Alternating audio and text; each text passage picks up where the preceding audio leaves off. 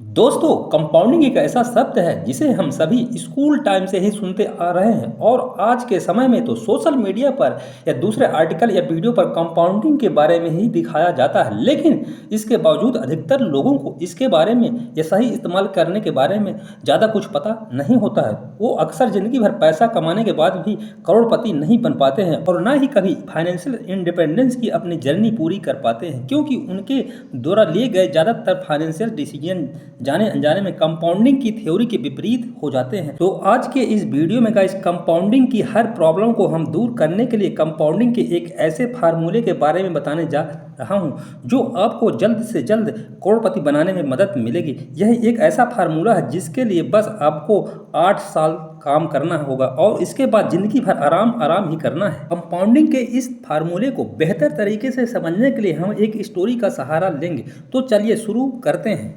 तो दोस्तों, यह कहानी है 3 दोस्तों की, ऋषभ, शरद, कार्तिक।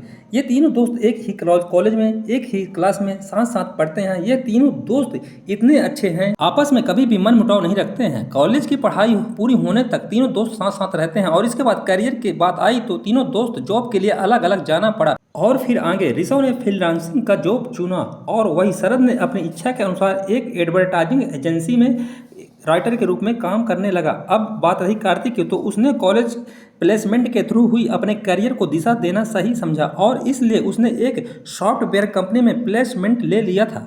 और इस तरह तीनों दोस्तों ने अपनी जर्नी की शुरुआत की है और फिर काम में बिजी हो जाने के कारण उनका 1 साल बिना मिले ही गुजर गया।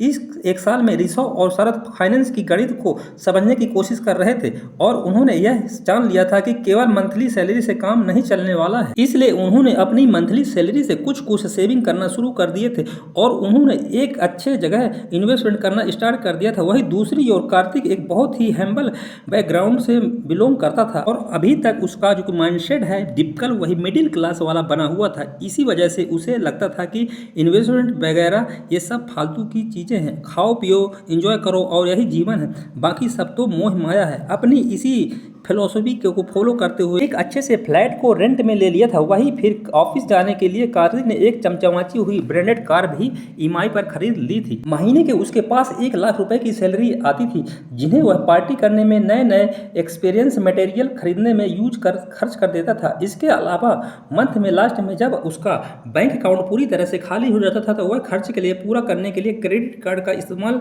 बिना कुछ सोचे समझे करने लगा था। अब 1 साल निकल चुके थे। तीनों दोस्तों ने प्लान किया कि काफी दिनों से मुलाकात नहीं हुई है और क्यों ना किसी जगह मिलकर वहीं डिनर किया जाए। इस बहाने पुरानी यादें भी ताजी हो जाएंगी। तीनों दोस्तों ने मिलने का एक रेस्टोरेंट चुन लिया और सही समय पर वहां पहुंच गए। इतने दिनों बाद मिलने पर तीनों बहुत खुश हुए और फिर बातचीत का सिलसिला उनका शुरू होता है और काफी देर इधर उधर की बात करने के बाद जो कि फाइनेंस और सैलरी पर बात जाती है। जब वहां पर कार्तिक ने पूछा, भाई कैसा और क्या चल रहा है करियर में, पैसा वैसा कुछ आ रहा है या नहीं। फिर ऋषभ और शरद ने जवाब देते हुए कहा कि हाँ भाई, महीने के 70 से 75 हजार रुपए आ जाते हैं और इनमें से भी हम कुछ प्रतिशत इन्वेस्टमेंट करना भी शुरू कर दिए हैं। यह सुनकर कार्तिक हंसने लगता है और कहता है, 70 हजार में से भी सेविंग, यहाँ मैं 1 लाख रुपए कमाता हूँ फिर भी मेरे पास कुछ भी नहीं बचता है और तुम लोग 70 हजार में से भी बचा रहे हो, कमाल है यार। मेरे हिसाब से तो इतने कम पैसे में सेविंग तभी संभव है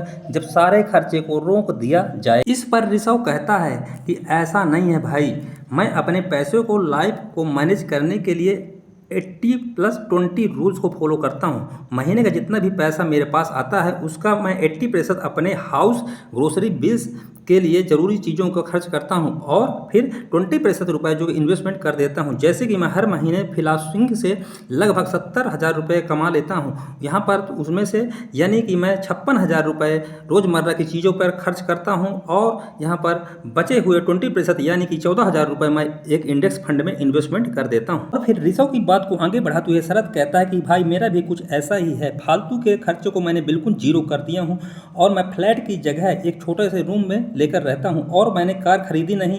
ज़्यादातर मैं मेट्रो से आना जाना होता है, जब ज़रूरत महसूस होती है तो मैं कार को बुक कर लेता हूँ और ईएमआई के खर्चों से मैं दूर हूँ, आज़ाद हूँ और इसी कारण मैं कंपाउंडिंग के जो कि एक बेस्ट रूल है 8-4-3 रूल्स को मैं फॉलो करता हूँ और हर महीने 30 हजार रुपये मैं इन्वेस्टमेंट कर देता हूँ। ऋषभ और शरद की बात सुनकर कार्तिक चौंक जाता है। वह बोलता है, क्या तुम अभी अभी से बूढ़े हो गए हो, जैसी बातें करने लगे हो।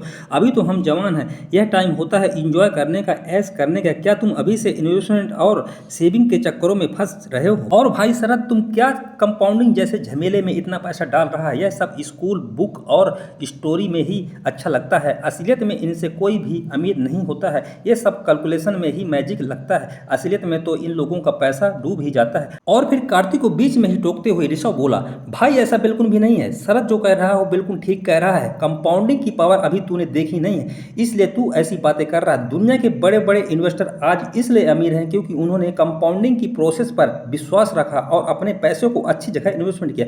कुछ सालों बाद तू खुद देखेगा कि शरद फाइनेंशियल फ्री होकर रिटायरमेंट के मजे ले रहा है और पैसा उसके लिए यहाँ पर काम कर रहा है। कार्तिक ऋषभ की बात पर फिर से हंसने लगता है और बोला, रिटायरमेंट वो भी अभी से? तुम दोनों लगता है यह सोचकर पागल हो गए हो।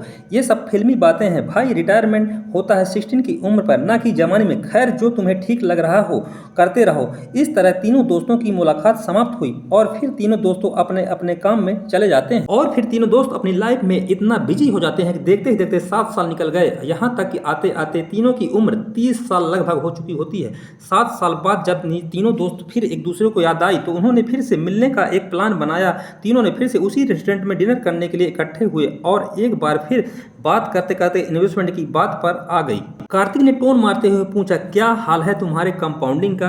तो इस प्रकार ऋषभ ने जवाब देते हुए कहा, बढ़िया है भाई। मैंने 8 साल में महीने के 14,000 रुपये हिसाब से टोटल 13,44,000 रुपये इन्वेस्टमेंट किया, जिस पर 12% एनुअल रिटर्न के हिसाब से मेरा रिटर्न हो गया है 9,17,000 रुपये। और यानी इन्वेस्टमेंट और रिटर्न को जोड़ दिया जाए तो मेरा अब तक का टोटल अमाउंट हो गया 22,61,000 रुपये के आसपास हो चुका है। वही अगर शरद की बात करें तो 30,000 रुपये प्रति मंथ के हिसाब से उसने भी 28,80,000 रुपये अभी तक इन्वेस्टमेंट कर दिए हैं और 12% रिटर्न के हिसाब से उसका रिटर्न हुआ 19,65,000 रुपये। अगर इन्वेस्टमेंट और रिटर्न को जोड़ दिया जाए तो अभी तक उसका जो टोटल अमाउंट होता है 48,45,000 रुपये हो चुके हैं। ऋषभ की यह बात सुनकर कार्तिक का चेहरा फीका पड़ गया। वह हैरान था कि इन दोनों से ज़्यादा पैसा कमाने के बावजूद भी मेरे पास आज कुछ पैसा नहीं है और इनके पास, एक के पास जो कि यहाँ पर 23 लाख रुपए हैं और दूसरे के पास 48 लाख रुपए हैं। कार्तिक को लगने लगा कि वो गलत था और उसके सारे डिसीजन भी ठीक नहीं थे।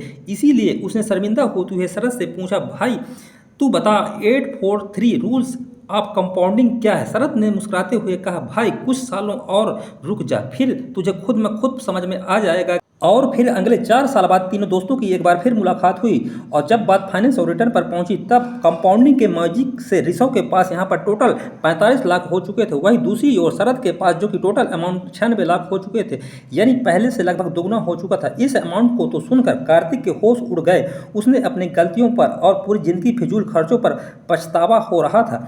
अब उसे कंपाउंडिंग की पावर का उसे एहसास हो रहा था। और इसके बाद उनकी एक और मुलाकात हुई जो अगले 3 साल बाद हुई, जब तक ऋषभ का टोटल अमाउंट बढ़कर 70 लाख हो गया था और दूसरी ओर शरद का अमाउंट जो कि 1,51,00,000 रुपए पहुंच चुका था, यानी स्टार्टिंग के 8 साल के टोटल अमाउंट का 3 गुना हो गया था। और फिर कार्तिक को शरद की कही बात याद आ रही थी कि भाई कुछ साल और रुक जा, तुझे अपने आप समझ में आ जाएगा कि कंपाउंडिंग का 843 रूल्स क्या है। और वह दिन आ ही गया जब कार्तिक को समझ में आ गया कि 843 रूल्स क्या है और वह मैजिक ऑफ कंपाउंडिंग क्या है। वह समझ गया था कि पहले 50 लाख कमाने में शरद को 8 साल लग गए, वही दूसरी 50 लाख कमाने में पावर ऑफ कंपाउंडिंग के अगले 4 साल लग गए और इसके बाद फिर 50 लाख कमाने के लिए यहाँ पर शरद को 3 साल ही लगे। यही है पावर ऑफ कंपाउंडिंग का असली पावर। जितना ज़्यादा टाइम उतना ही ज़्यादा रिटर्न। इसी पावर के दम पर आज शरद के पास पूरे 1.5 करोड़ रुपए हैं, वो भी मात्र 15 साल के टाइम पीरियड में। और अब वह चाहे तो 37 साल की उम्र में रिटायरमेंट ले सकता है, खुशी खुशी अपनी पूरी लाइफ एंजॉय कर सकता है। उसे कोई भी काम करने की ज़रूरत नहीं है, अब तो उसका पैसा ही उसके लिए काम करेगा। वह चाहे तो अब छोटे छोटे मल्टीपल बिजनेस खोल सकता है और उससे जीवन भर पैसा कमा सकता है। तो दोस्तों, दुनिया में जाने माने इन्वेस्टर वॉरेन बफेट ने भी कंपाउंडिंग के 843 रूल्स को ही इस्तेमाल करके वे वेल्थ क्रिएट किए थे। वो अक्सर लोगों को बताते हैं कि ज़्यादा से ज़्यादा कंपाउंडिंग का उपयोग करके और अपने फाइनेंस प्रॉब्लम को दूर करें। ट्रेडिंग जैसे शॉर्ट टाइम में लालच के चक्कर में न पड़ें और अच्छा रिटर्न के लिए लॉन्ग टर्म इन्वेस्टमेंट करें। इंडेक्स फंड जैसे सेफ जगह पर निवेश करें। तो गाइस, यह वीडियो कैसा लगा? वीडियो अगर अच्छा लगा तो वीडियो को लाइक और सब्सक्राइब जरूर करें गाइस। मिलता हूँ गाइस नेक्स्ट वीडियो में। धन्यवाद।